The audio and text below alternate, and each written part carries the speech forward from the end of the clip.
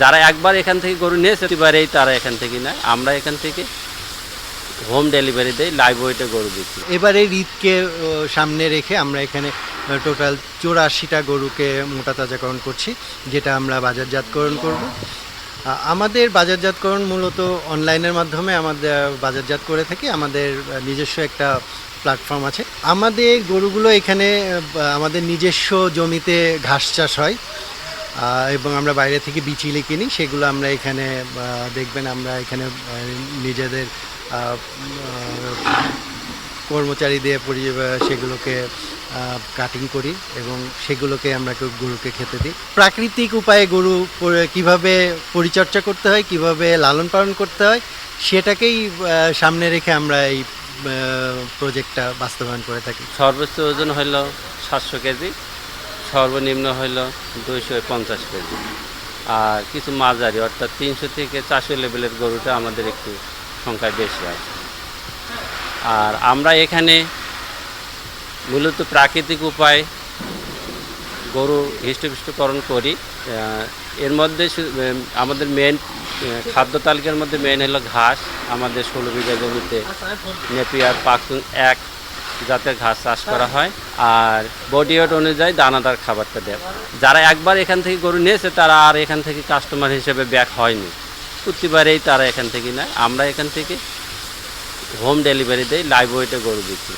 যারা রাসায়নিক উপায়ে গরু মোটা তাজাকরণ বা হৃষ্টপুষ্টকরণ করে তাদের জন্য একটা খারাপ সংবাদ আছে। গরুটা যদি বিক্রি না হয় 90 দিন বা 120 দিনের মধ্যে গরুটা যদি বিক্রি না হয়, তাহলে গরুটা কিডনি হয়ে বা ড্যামেজ হয়ে মারা যেতে পারে। এখানে যা খাবার খাওয়াই সব হালাল খাবার খাওয়াই। আপনার এখানে কোনো বেবৈধ খাবার খাওয়ানো হয় না।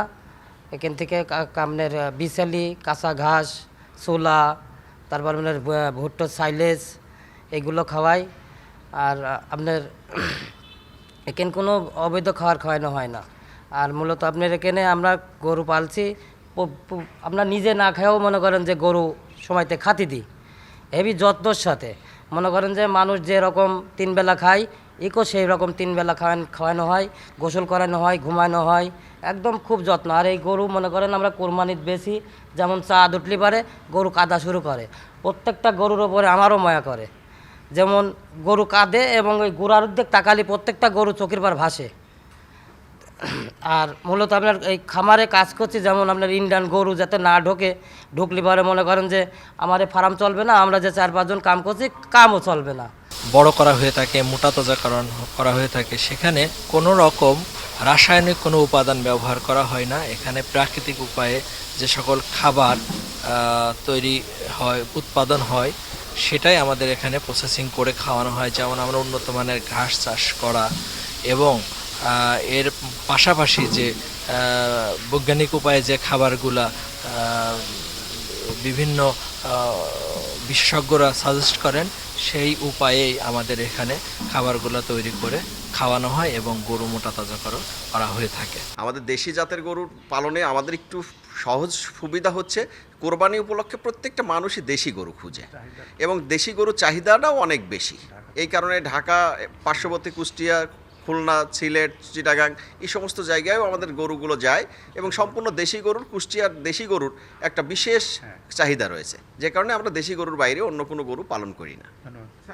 আমরা এখানে বিগত 5 বছর ধরে খামারটা পরিচালনা করতেছি, সম্পূর্ণ দেশীয় গরু এবং শুধুমাত্র কোরবানির জন্যই আমরা এই গরুগুলো প্রস্তুত করি। সম্পূর্ণ দেশীয় খাদ্যখানা ব্যবহার করি, খড়, বিচালি, ছাল, ভুসি, গম এবং ছোলা।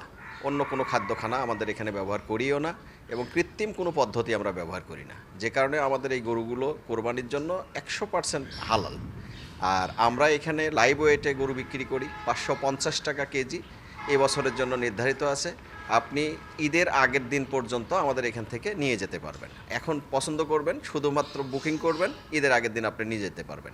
এগুলা চুরাতে হয়, বিচলি, এগুলা সকালে বিচলি খাই, আর দুপুরে ছাল মাল ভুসি এইগুলা খাই, আর রাতে ফের আবার ধরেন যে বিছালা খাই, এইগুলাই গরু খাই এই আর কি।